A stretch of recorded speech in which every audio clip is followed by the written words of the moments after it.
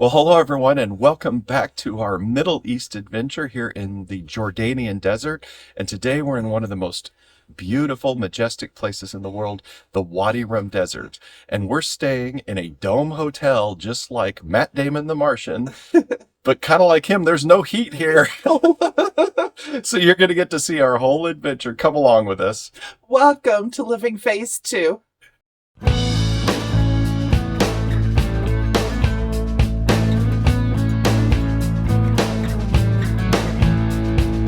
Hi, I'm Mike. And I'm Nancy, and we're empty nesters striving to live life to the fullest. And we are living that full life, traveling all throughout Jordan and Egypt and the Middle East and enjoying the most wonderful sights in the world. Well, we sure are. And friends, like Mike said, we are on our way to Wadi Rum today, which I'm so excited about. But we first had breakfast, we got checked out of the hotel, and our guide was there ready for us. We continued along. We're going along the Kingsway, which is an old trade route, clear back to biblical times. And this is the area that we're going to follow along. It's interesting, we're seeing windmills, we're seeing solar panels, so they're using a lot of their natural resources to help them with their energy. Yeah, they certainly don't have a lack of sun or wind. No. Well, as we're continuing along Kingsway, we did make a little rest stop here, stopped to get a cup of coffee. We were at a Caravanserai, they had souvenirs, and this was an interesting place to stop. Yeah, they're basically the truck stops of the Middle East, right? And these have been here for thousands of years, where people are bringing trade routes and camels, carrying all the way across the desert. And just like us, they would stop here to rest. Well, one thing that they've added here at this Caravanserai that they didn't have back then is Wi-Fi. And that brings us to the sponsor of today's video, Surfshark VPN. We would never recommend connecting to a public Wi-Fi without some sort of protection for your device, for your data. And that's where Surfshark VPN comes in. So what Surfshark does is it creates a virtual private network, that's what VPN stands for, tunnel back to the Surfshark's own servers, so all of your data is completely encrypted and it's put into a VPN tunnel so no one else can access it or your device to keep it safe. So if you're at this Caravanserai, or like we were at the at the Amman airport, and they have Wi-Fi at their airport lounge, no matter where we're at, if it's a public Wi-Fi, it's super easy to connect to Surfshark. You can see me here with my iPad out, connecting to the airport Wi-Fi, and it's that quick and easy as how Surfshark comes up. And even another bonus is, hey, you can watch those football games or Netflix or anywhere else, as you can also virtually relocate your computer anywhere in the world. So now if you go to surfshark.com/livingphase, that's surfshark.com/livingphase. Not only are you going to get a great VPN for your devices, you're going to get 4 months extra for free. So we hope that you can stay safe and still post those Instagram pictures here in the middle of the Wadi Rum Desert. Well, as we continued along the trade route, we would see camels, which I thought was really cool. I loved watching you watch the camels. Camels! I know. And that's something that's so different from where we live. Yeah. We see a lot of deer where we live, but we don't see camels. But then we stopped at an old steam train from back in World War I. Yeah. This was really fascinating to me. I recently rewatched Lawrence of Arabia, the classic movie with Peter O'Toole. And this train is straight, I'm not going to say that movie was in the train, but it's straight out of the movie. This is exactly the same style, same type. It looks just like the trains that the Turkish or the Ottoman Empire used during World War I, and what Lawrence of Arabia was extremely famous for attacking. So he attacked over 79 different rail routes with the Bedouins here, and that's what led to driving the Turkish out of this area.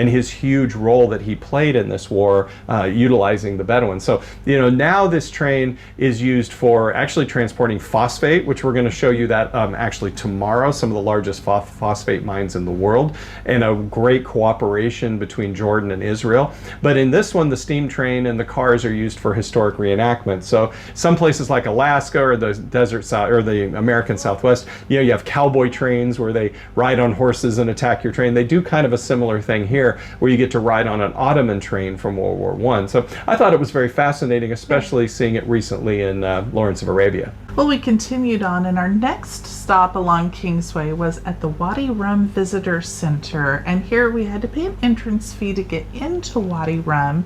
We were able to see the 7 Pillars of Wisdom. Yes, so the 7 Pillars of Wisdom is the mountain that you can see from the Visitor Center. It's actually also the name of the Lawrence of Arabia, or the T.E. Lawrence autobiography. He named it after this mountain. We were actually trying to figure out where the name came from. It sounds like it's just from antiquity. You can see kind of 7 pillars around this mountain. It's quite a beautiful view, and we get our first view of the Wadi Rum Desert. Well, the Wadi Rum Desert was really beautiful. I enjoyed that first look of it. Well, as we continued through the beautiful desert here, we could see little bubble hotels, or as they call them, Martian domes, just kind of peppering throughout the landscape. And they're so unique. It's really going to be fun that we get to stay in one. But we get to our hotel, we get checked in, and they give us lunch. Lunch is an absolute feast. They really go overboard with lots and lots of food. We had the upside down dish, which had the rice, eggplant, chicken. They gave us several salads and I think about 4 or 5 plates of appetizer, including hummus and tahine and pickled vegetables. And so it was crazy. Yeah, crazy. It really There's was no lack crazy. of food. They feed you well in Jordan. They do. Yeah. But after lunch, then we went to our room. Well, they walked us to our room, like Nancy said. It was about 300 yards, though, into the desert. This is where we found out there's only like 2 of the rooms available. So as we're walking to the room, you can see there's 2 styles of tents out here. There is the Bedouin traditional style, and that's how most of these hotels were until about 10 years ago when the movie The Martian with Matt Damon came out. That's where their idea of the Martian domes, because that movie, part of it was actually filmed here at Wadi Rum.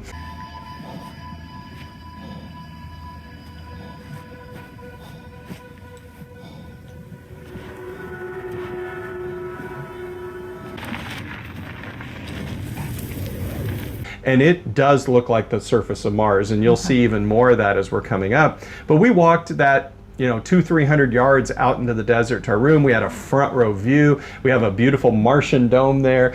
Well, friends, we're in Wadi Rum, Jordan. We're in Martian Dome number 5. These Martian domes came from the movie The Martian, who was starring Matt Damon. And you can see our Martian dome. We've got a really nice deck out here. They've got beanbag chairs inside, which I think will be quite nice to bring out this evening. And we can just watch the stars.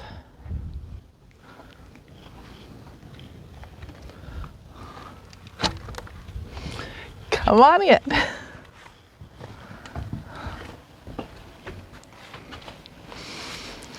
So you can take your first look inside our dome. There's the beanbag chairs that we'll be bringing out this evening. A couple chairs, a table, a king-size bed.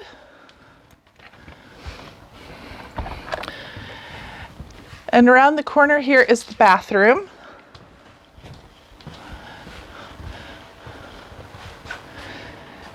So we've got a good shower in there. They provide shower gel, shampoo.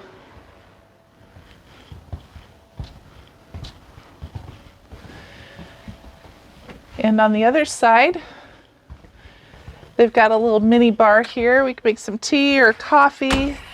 There's a refrigerator in here with a couple bottles of water and a couple bottles of Sprite. And a little closet to hang things. So, and then there's just some extra storage in the back. So welcome to our Martian dome.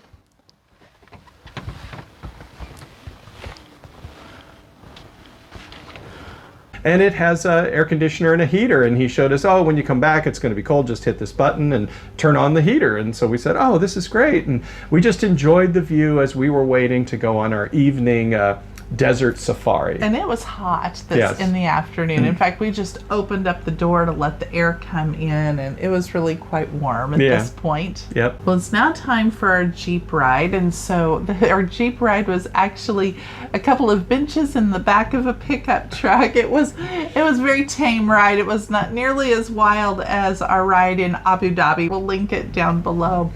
But he took us across the desert. Again, this is just beautiful. The sandstones and the way the winds and all have just carved out the mountainside. Some of them look like dripping chocolate fountains and just beautiful. Yeah, the sand is all red from the red sandstone and the sun glinting off of it. In fact, that brings us to the first stop that we went to, which was a scene from the Matt Damon movie, The Martian. And he showed us on his phone exactly where the rock Matt Damon sat in and the view that he had looking out over the Martian desert. And you can see where the people that did the site scouting for this movie, they hit it 100%. They did. I mean, if you just close your eyes, open them, it's like, oh my gosh, I'm on Mars. You know, it's really quite incredible. Yeah. So, you know, he stopped and we kind of got some pictures there. And then we headed on out from there and we got our first adventure. We stopped at the base of a giant sand dune and we decided, and he said, do you want to hike to the top? So, you know, we went there and I have to say, Nancy, you did a really good job getting up there to the top. Thank you. Well, we climbed up a huge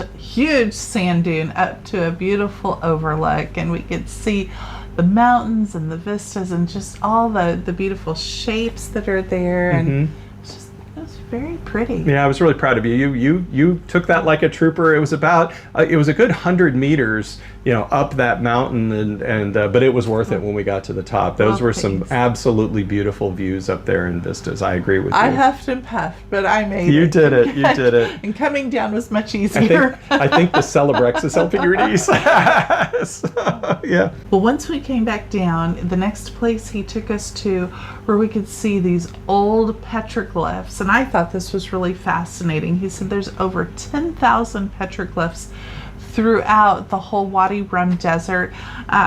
Things like camels, and the camels lead the way that you should go. So as people are arriving, it's almost like you're following a trail when you're hiking, and it says go this way, because you follow the direction of the camels. If it was an ostrich, that would indicate there's a water source there. So I thought that was pretty cool. It was, yeah, and they were still very clear, actually, yeah. Well, from there we went on to what they call Lawrence Canyon. So there's many places here in the Wadi Rum Desert that have been named after T.E. Lawrence or Lawrence of Arabia. They have Lawrence Canyon, Lawrence Rock, Lawrence Coffee Shop, Lawrence, you know, souvenir shop, whatever it might be. But there's actually very little evidence of the specific places where he actually would have met with the Bedouin leaders. But it did happen here. There's no question of that. Just what exactly happened where, you know, you're going to be told by certain guides, this happened there, this happened there. Just, you know, take it with the fact that Lawrence was here. Now, just a touch of history as we're looking at Lawrence Canyon. Lawrence did meet with Prince Faisal, and he was the leader of the Bedouin forces that he joined together and got to fight together against the Turkish. And he was actually the son of Sharif Hussein bin Ali, who was the Grand Sharif of Mecca. So he was kind of in charge of all the Arab nations, and his son Prince Faisal, you know, he helped T.E. Lawrence fight the Turkish at that point. So, you know, go back, watch Lawrence of Arabia is a great movie, and that'll kind of explain it. It certainly is very dramatized, so it's not exactly historical, but it's a good story and gives you kind of an overview.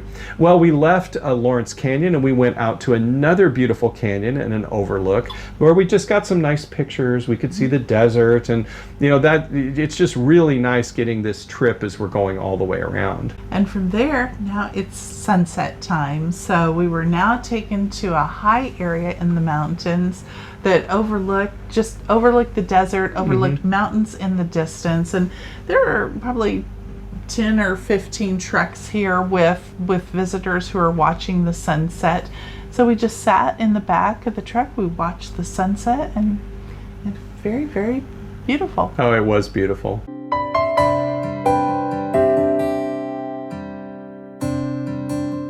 Well, from leaving the sunset, it's now getting chilly and dark, and so we're heading back to our hotel. And as we arrive here, it's dinner time, and they have dinner prepared for us.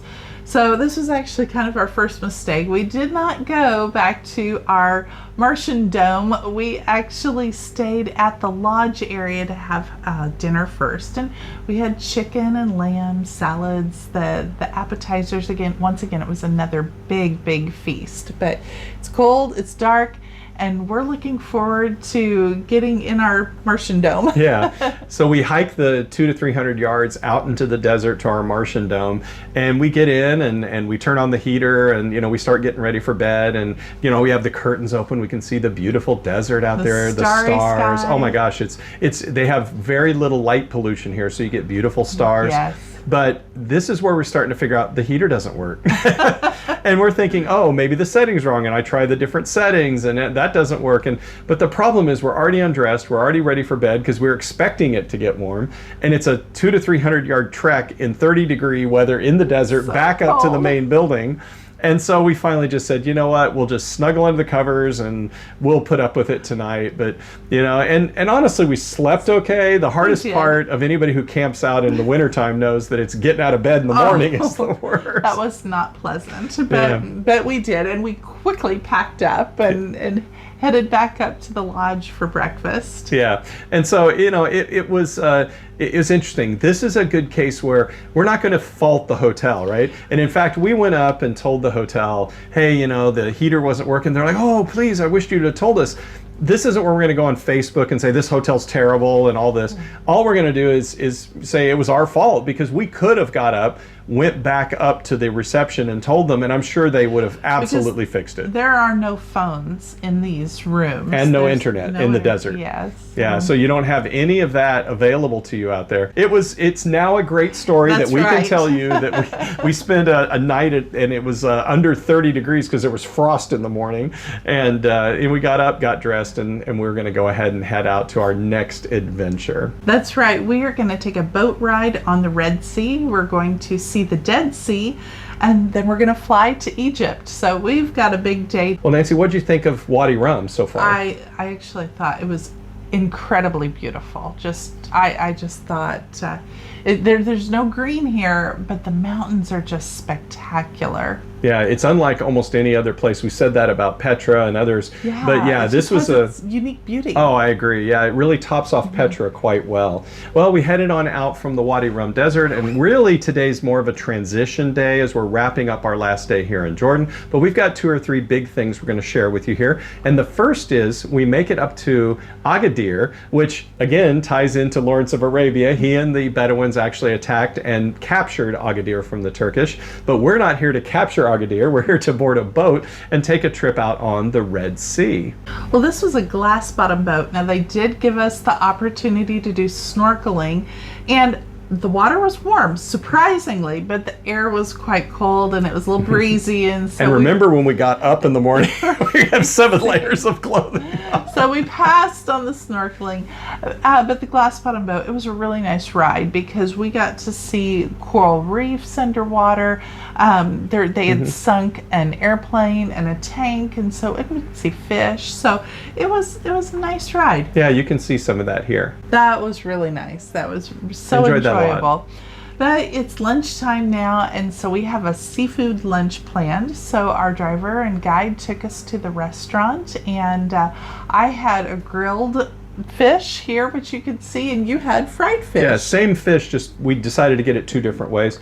I thought mine was really good. I think you thought yours maybe a little dry. A little bit on the dry side, but still flavorful, and the side dishes were all good. Yeah, so. I mean, the food in Jordan has not disappointed. It has been, I have really enjoyed the food. I agree, and actually I've been really surprised on that because I was kind of thinking I maybe wouldn't like the food as much, but no, it's done. Yeah, it's been great. It's been great. Almost a little too good. Well, we left the seafood restaurant, got in our car, and really today is all about getting us back to Amman so we can catch our flight to Egypt tonight. But we're not wasting a day and just driving. We're going to go see some of the major sites as we go. And the first is the area of the Dead Sea. So we've left the Red Sea. We're heading straight north to the Dead Sea now. And the first area we come to is all the phosphate mines or potash mines. Now, the reason this is so important is this is the largest phosphate reserves or mines in the world, these reserves that are down here in the Dead Sea area. And one of the things I found fascinating is that Israel and Jordan actually share these resources right across from each other. I mean, the border is right here. We're driving the Israeli-Jordanian border the whole time. And much like in Agadir, where we can see three countries at once, we can see Egypt, we can see Israel, and we were standing in Jordan. There is peace here, cooperation. I mean, people, work back and forth. They go to the different cities between Israel and Jordan. And, it's none of the troubles that you have in some of the other areas. In fact, the ceasefire between Gaza and the Israelis has now been signed while we're here in Agadir. And so we're certainly hoping that tourism will pick up and the cooperation we see happening on the Jordanian side can expand to other areas and countries with Israel. So, stand by, they may be a little more comfortable and, The locals are all feeling very, very hopeful yes. that the ceasefire was signed. Yeah, we've heard it over and over, ceasefire signed, they're so happy about that. So, well, we continued on from the phosphate mines, which are on the south side of the Dead Sea, and then we actually got sight of the Dead Sea itself. You can see where the levels of the Dead Sea through evaporation are going down further and further all the time. There actually is a project in plan to resupply the Dead Sea with water from the Red Sea. It got started, and then of course the problems in Israel happened because it was a joint project with Israel. So it's been on and off, but we actually hope they do complete that project and then I guess I'd say re-add water or rehydrate. That's what I'm going to say. The Dead Sea, because the salinity is getting higher and higher and higher all the time, and certainly it is a attraction that it'd be worth saving. The Dead Sea is quite fascinating. You can see some of the salt formations. We stopped and looked at those. And one of these pillars is called Lot's Wife. It's actually a pillar of sandstone, but you can see it right here. And if you remember in the Bible, Lot's wife looked back. She turned into a pillar of salt, but they call this pillar Lot's Wife. Yeah, I mean, it kind of looks like a person, as you look up in there. Well, we left the area of the Dead Sea, and now it's time to get to the airport. We've got to leave Jordan and get to Egypt, and so we made it, in plenty of time to the Amman airport. Now, this is a couple advantages here of we booked this tour as a package through a tour company. Now, we worked with a local travel agent who's a friend of ours. She helped us work with a couple of different tour companies in both Jordan and Egypt. And one of the advantages is they always have somebody there to meet you, to help you through. It's a little bit of hand-holding. Huge. Yeah. That's a huge help. Yeah, and in fact, the representative at the airport in Jordan even had complimentary lounge access passes for us. Because you have to get to the airport 2 to 3 hours, at least 3 in fact, early. So it was nice having the lounge access. We got a little meal out of it. We connected to the internet, like we mentioned earlier, and got to relax a little before our flight. But our flight time came around, and we had to fly from Amman to Cairo on our way to Luxor. So we did have a layover in Cairo. Now, when you land in Cairo, this is where you clear Egyptian immigration. So here's a little pro tip. You can go online. There's an app that you can go ahead and get your Egyptian visa. It's a visa on landing, but you can get it in advance. And if you don't, you've got to go stand in line at one of the banks here in the terminal, pay $25. They give you a stamp, and then the Egyptian immigration looks at the stamp, and then they stamp over the top of it in your passport. Well, these lines can get very long. And again, fortunately, the tour company had a representative meet us, but there was one lady begging. She's like, my flight's coming. I've got to get my ticket. How do I do this? For her. Yeah. She had no help yeah. there. Yeah, they're all on their own. So we recommend it either if you don't have a tour company that's going to help you, and even if you do, go ahead and just get your visa on arrival for Egypt before you land. It'd be much easier if you would. Yeah, it would. Well, we went ahead and boarded our flight to Luxor. It was about another hour delayed, so we didn't arrive in Luxor till about 1 in the morning. But once again, we had a representative there meet us, help us with our bags. And this is where we kind of run into the first issue, we'll say, with that we're going to talk about in the future videos on tipping in Egypt. Oh, Yes. So we had a couple. Everyone has their handouts. Everyone. So as an example, we take our bags, you have to run them through an x-ray machine to go into the country, to exit the airport actually. And so I'm lifting the bags up and some guy is standing there and he's like grabbing the bag out of my hand, he puts it on the belt and immediately he holds his hand up like tip, tip, tip. And I'm like, no, I mean, I was lifting my own, but this is, and you'll find here, and we're going to talk about this in the future, this is a little preview, how to handle tipping in Egypt, so tune into the future videos. But we did make it, our driver was there, they took us over to a beautiful hotel, got in there about between 1 and 2 in the morning, and we just crashed in to get ready for our first day here in warm. Luxor. It was a nice warm hotel. It was nice and warm, comfortable bed, not a Martian Matt Damon dome, and that's going to bring us to the end of today's adventure as we've now left Jordan and we're into Egypt. And so Nancy, once again, kind of overall wrap up of Jordan here. What did you think of Jordan as a country? Overall, I was thoroughly impressed with Jordan. I was very happy that we've been here. I've loved the sights that we have seen. I loved Petra. I loved Wadi Rum. Our guides was awesome. Yeah, the food was great. Hotel was accommodations. Yeah, I mean, going through the tour company made it very easy for us to get around and really relatively stress-free to get around. So I feel like I had just a 10 out of 10 experience here in Jordan. Yeah, I would absolutely agree with you. And it's funny, this was one of those places, Jordan was not on my bucket list. I guess technically Petra was, but I wasn't thinking of Jordan is the country. I was just thinking, let's go see Petra. And Jordan is so much more than just Petra. So if you've got Petra on your bucket list, expand your horizons and take a look at the videos we've shown you here.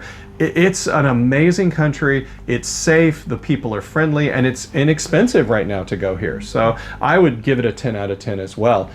If you take a look at the description of this video, we're going to link to the travel agent that we worked with, who's a friend of ours, not a sponsor of this video or anything. She's just a friend. And we'll also link to the different tour companies and the guides that we used along the way, so that you can, if you want to book your own trip here to Jordan.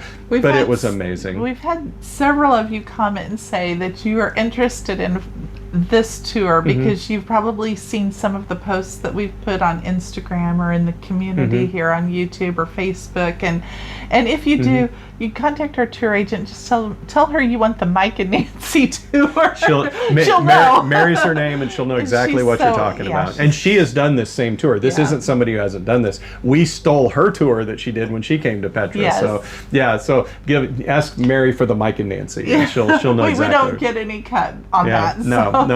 So, well, and we'd like, as wrapping up this video, we'd also once again like to thank Surfshark VPN for sponsoring this video. Once again, if you go to surfshark.com/living phase, that's surfshark.com/living phase, you'll get 4 extra months free of Surfshark for your international adventures. Well, thank you very much, and we'll see you in the next video as we begin our several days tour in Egypt. Take care, friends. Bye-bye now. Bye-bye.